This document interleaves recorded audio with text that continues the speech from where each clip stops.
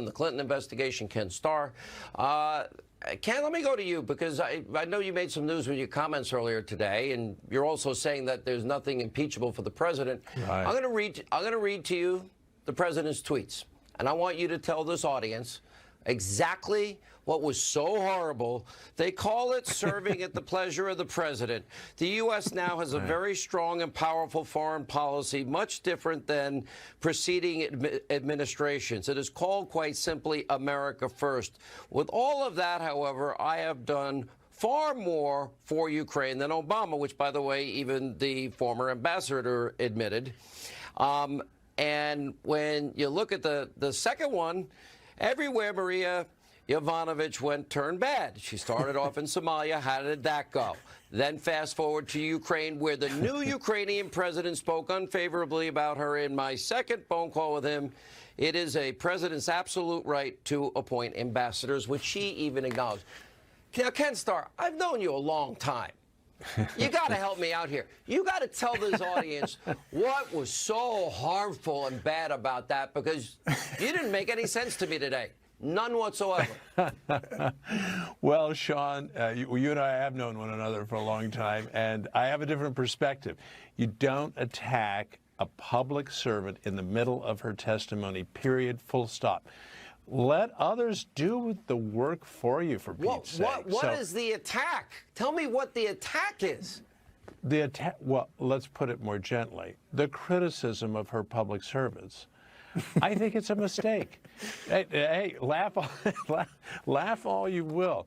Look, she's in the chair. Ken Starr, here's my question. Have we become a nation of total snowflakes? Because this is the most innocuous thing in the world. Oh, my precious feelings were hurt. Oh, I'm so, he didn't like me.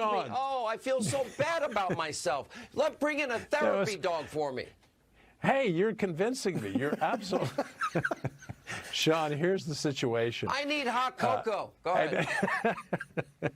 All right, let me respond ever so briefly. Right, I'm not going to convince you, but I think it's poor form. I think the president serves himself well when he simply says, hey, here are the problems, and he identified some of the problems. The unfairness of the procedures. Those are very fair criticisms.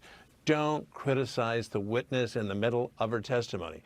And I just think what you're saying, and it can be interpreted, this is the way it's being interpreted. If you testify, I'm going to hammer you.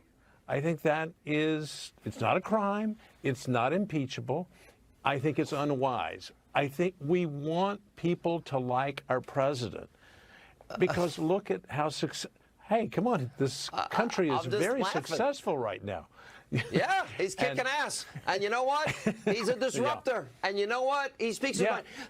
Charlie, here's the thing for me. I mean, I honestly, he could have talked about, for example, how the Ukrainian president hated her guts and wanted her out. He could have talked about what the prosecutor general said about her, and whether it's disputed or not, that's in dispute still. John Solomon says the prosecutor general stands by that she handed him a list of names, but I don't know what the truth is. The president could have gone after a lot of other stuff. Let me bring in my pet therapy dog. I'm getting too hot. I got to calm down.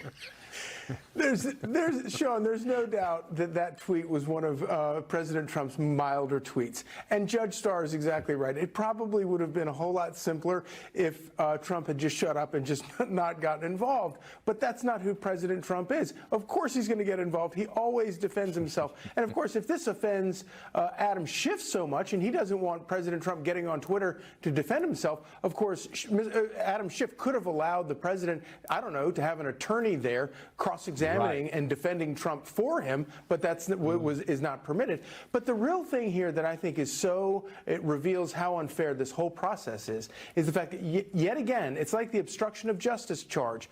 When the underlying charge, the underlying accusations against the president, they always fall apart. They always, become ridiculous. They have to go to these second-tier accusations like obstruction of justice or intimidation of a witness, intimidating a witness who has nothing impeachable to say. And Ken Starr, now we have 3 witnesses, all hearsay. Would any of this be admissible in any court of law? Not until they've proven a conspiracy, and they haven't come close. I mean, okay.